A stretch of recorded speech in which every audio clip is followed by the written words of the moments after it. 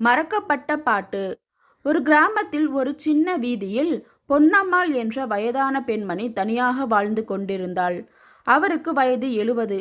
காலையில் எழுந்ததும் அவர் தன் வீட்டு முற்றத்தில் உட்கார்ந்து கொண்டு பழைய பாடல்கள் முணுமுணுத்து பாடுவார். அவரது குரலில் ஒரு இனிமை இருந்தது. ஆனால் ஊரில் யாரும் அதை கவனிக்கவில்லை. அவரது வீட்டுக்கு அடுத்து அருண் என்ற 10 வயது சிறுவன் தன் பெற்றோர்களுடன் வசித்து வந்தான். ஒரு நாள் அவன் பள்ளியில் இசைப்போட்டி ஒன்றில் பங்கேற்க வேண்டும் என்று கூறினர். ஆனால் அவனுக்கு ஏற்ற பாடல் எதுவும் தெரியவில்லை.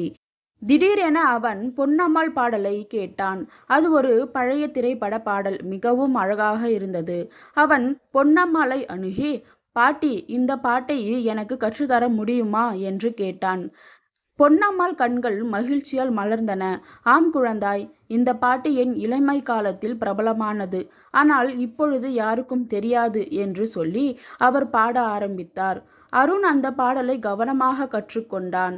போட்டி நாளில் அவன் அந்த பாடலை பாடியபோது எல்லோரும் ஆச்சரியத்தில் மூழ்கினர். இந்த பாட்டு எங்கிருந்து வந்தது என்று ஆசிரியர்கள் கேட்டனர். அருண் பொன்னம்மாள் பாட்டியை பற்றி சொன்னான். சில நாட்களுக்கு பிறகு ஒரு இசை தொகுப்பாளர் பொன்னம்மாளை சந்திக்க வந்தார். அவர் ஒரு பழைய பாடல்களை மீண்டும் பதிவு செய்யும் திட்டத்தில் இருந்தார்.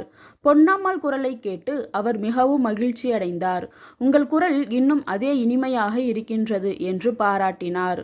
பொன்னம்மாள் மீண்டும் பாடும் வாய்ப்பை பெற்றார். அவரது பாடல் புதிய தலைமுறையினருக்கு பிடிபட்டது. அருண் அவருக்கு உதவியதால் அவரது புகழ் மீண்டும் பரவியது. கலை என்றும் வயதை காணாது.